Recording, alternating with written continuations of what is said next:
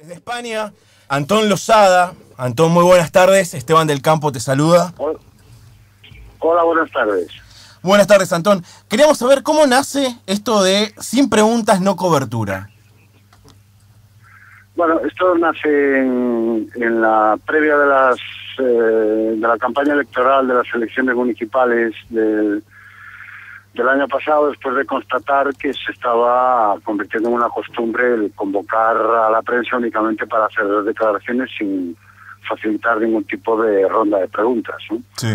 Entonces algunos periodistas, algunos comentaristas empezamos a protestar en Twitter, empezamos a reflexionar hasta qué punto nos estábamos convirtiendo en meros altavoces de la estrategia de comunicación de los partidos políticos y bueno, pues empezamos a plantearnos que a lo mejor si no querían que hiciéramos preguntas, pues lo que habría que hacer era dejar de ir a ese tipo de actos, ¿no? Y a partir de ahí, bueno, pues se puso en marcha un movimiento que yo creo que ha conseguido algunas cosas, no todas las que nos habíamos planteado, pero sí por lo menos que a partir de ahora por lo menos la gente sepa una cosa, cuando escucha una información en una emisora de radio, la lee en un periódico, la ve en la televisión, que sabe si esa información ha sido fruto de una rueda de prensa donde los periodistas han podido preguntar o ha sido simplemente una declaración sin dar esa opción, ¿no?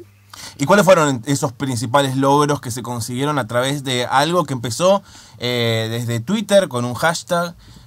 Sí, bueno, los logros básicamente es lo que te comentaba antes, ¿no? Primero, el llamar la atención sobre el problema. Segundo, que muchos responsables políticos no convirtieran esa práctica en algo habitual. Y tercero, sobre todo, que muchos medios de comunicación adoptaran como norma de estilo el informar a la gente de si la información que estaban viendo era fruto, insisto, de una comparecencia sin preguntas o con preguntas. Porque aquí hemos llegado a una situación, a mi juicio, límite, que es que se daban las informaciones como, y se llamaba ruedas de prensa algo que no son ruedas de prensa, ¿no? De forma que se creaba en la audiencia la falsa sensación de que efectivamente las declaraciones o la información había sido obtenida preguntando, y no era simplemente fruto, bueno, pues de una declaración en la que el periodista no podía efectuar ningún tipo de pregunta, ¿no? Yo creo que sobre todo el movimiento sirvió para llamar la atención sobre una situación que se estaba empezando a convertir en algo normal. Es decir, habíamos llegado a un punto en el cual era casi más frecuente que ser convocado para unas declaraciones sin tener opción a preguntas que ser convocado para una rueda de prensa. Exactamente. Antón, muy buenas tardes. Matías Milmar. Vos dijiste hace un tiempo que cuando un político o un funcionario hace una conferencia de prensa y no acepta las preguntas, la noticia es esa, ¿no? ¿Es posible redactar toda una crónica, toda una nota contando solo esto? Bueno, vamos a ver, yo creo que ahí la función no es tanto redactar una noticia sobre esto, sino contextualizar la información. Es decir, yo creo que la opción es que el lector, que el oyente, que el espectador sea consciente de cómo ha recibido el periodista la información. Y que dentro de la información se incluya que el protagonista no aceptó preguntas, que fue únicamente una comparecencia sin permitir al periodista ejercer su función, por dos razones. Primera, para que puedan distinguir entre los que aceptan preguntas y los que no es mucho menos un tema menor. Y segundo, para que la gente también entienda que lo que tiene delante no es una información elaborada por el periodista y con los criterios del periodista, sino que muchas veces responde únicamente a una estrategia de comunicación. O sea, dejar de lado cuál fue el motivo de la conferencia, sino explicar que el funcionario no quiso contestar.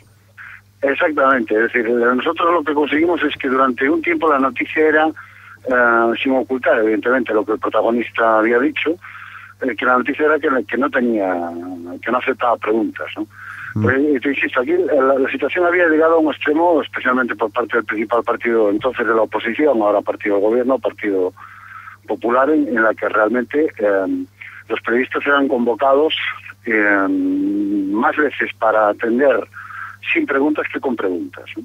Vos sabés que acá en Argentina, esta última semana, tomando en parte esta movida que se hizo en España, se creó también un hashtag Queremos Preguntar. Muchos periodistas aparecieron en los medios reclamando que se les dé el derecho a preguntar.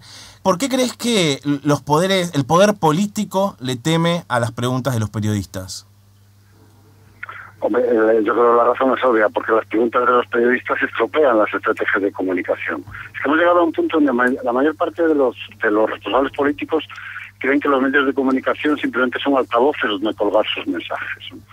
Pero la única manera de asegurarte de que sea tu mensaje, que ocupe el titular, el que encabece la noticia, que sea el corte que a ti te interesa, el que pone la radio, el que pone la televisión, es eliminar la opción de que el periodista pueda preguntarte sobre aquello que a ti no te interesa contar, o sobre aquellos aspectos de la noticia que no te interesa destacar, ¿no?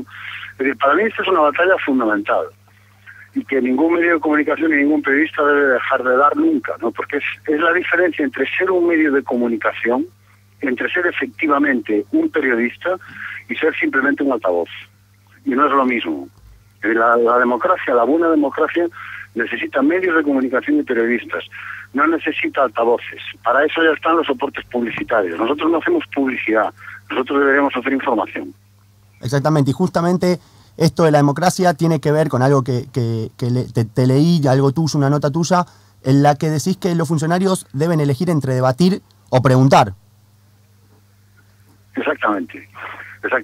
Para mí lo que no podemos aceptar pacíficamente, sin más, es ser convocados una y otra vez a actos que son pura propaganda, que no tienen ningún objetivo informativo y donde se nos reserva únicamente el papel de comparsas, ¿no? Entonces, yo creo que ahí las empresas editoras evidentemente tienen que ser las primeras en esa lucha. Es muy difícil que el periodista la desarrolle por sí solo si no siente el respaldo de la empresa de comunicación para la que trabaja, pero también los periodistas a título individual debemos de dejar de asumir con tanta paciencia, entre comillas, no es la mejor palabra, pero es la que se me ocurre en este momento, este tipo de actitudes, ¿no? Yo no sé si en Argentina llegaron las noticias de lo que pasó, por ejemplo, en Grecia, la noche de las elecciones, cuando el representante del partido neonazi Amanecer Dorado entró a dar la rueda de prensa. Los matones que la acompañaban exigieron a los periodistas que se pusieran en pie como señal de respeto, claro, a la entrada del líder del partido, ¿no?